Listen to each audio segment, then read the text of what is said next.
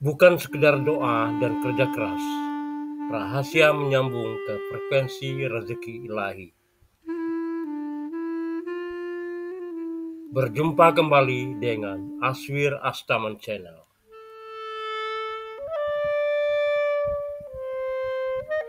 Pemirsa sekalian, selama ini kita diajarkan bahwa rezeki datang dari doa dan kerja keras. Kita disuruh bangun pagi, bekerja sepenuh tenaga, lalu bersujud memohon kepada Tuhan agar hasilnya melimpah. Tapi kenyataannya, banyak orang yang sudah berdoa dan bekerja keras, namun rezekinya tetap seret. Kenapa bisa begitu? Apakah Tuhan pilih kasih? Ataukah ada sesuatu yang luput dari pemahaman kita?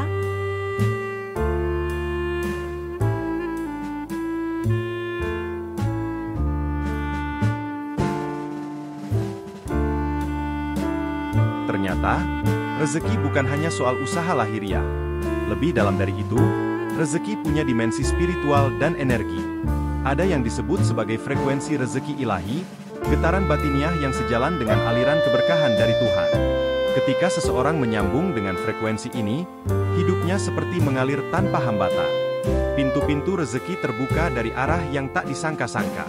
Sebaliknya, ketika terputus dari frekuensi ini, sekeras apapun usaha, hasilnya tetap minim atau tidak membawa kebahagiaan.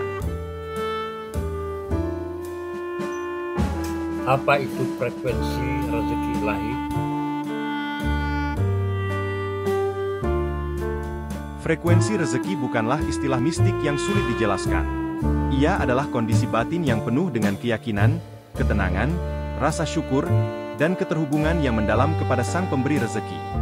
Orang yang berada di frekuensi ini bukan hanya mencari rezeki, tapi menjadi magnet rezeki itu sendiri.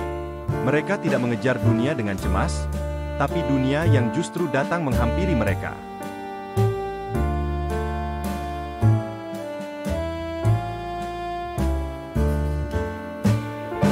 Seperti radio, bila ingin menangkap siaran tertentu, kita harus menyetel frekuensinya dengan tepat. Begitu pula dengan hidup. Jika batin kita dipenuhi keluhan, rasa kurang, iri hati, dan kemarahan, maka kita sedang off frekuensi dengan aliran rezeki. Tetapi jika hati kita dipenuhi syukur, ketenangan, dan keikhlasan, maka kita mulai menyambung kembali. Tanda-tanda Anda sudah tersambung.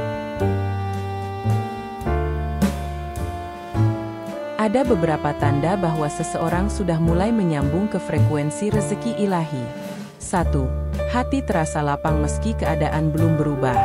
Ini pertanda bahwa batin sudah sinkron dengan energi ilahi, meski dunia luar belum ikut bergerak.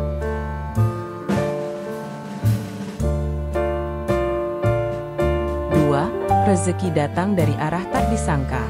Tiba-tiba ada peluang, pertolongan, atau keuntungan tanpa perhitungan manusia.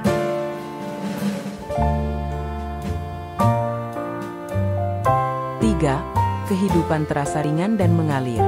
Beban hidup tidak lenyap, tapi tidak lagi memberatkan.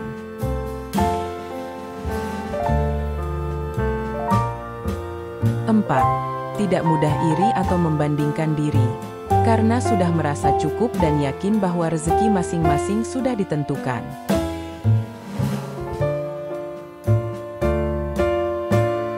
5. Semakin dekat dengan Tuhan tanpa beban. Ibadah bukan lagi kewajiban, tapi kebutuhan jiwa.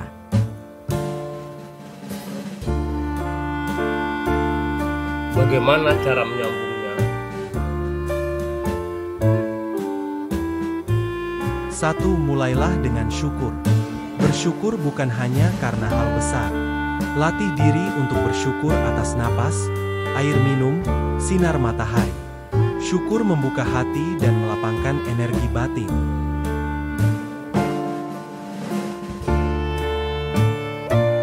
2. Perbaiki niat.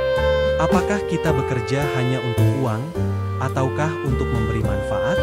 Niat yang lurus menyambungkan kita pada misi hidup yang lebih tinggi.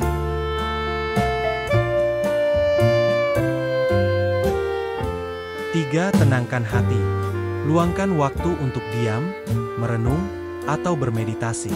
Ketenangan batin adalah pintu bagi petunjuk ilahi.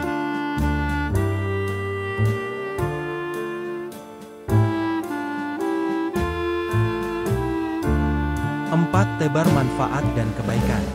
Rezeki sering datang sebagai buah dari amal. Saat kita menjadi saluran kebaikan, maka Tuhan mempercayakan lebih banyak kepada kita.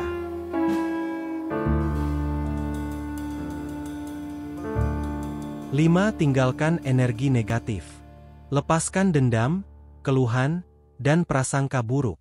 Energi ini adalah penghalang terbesar aliran rezeki.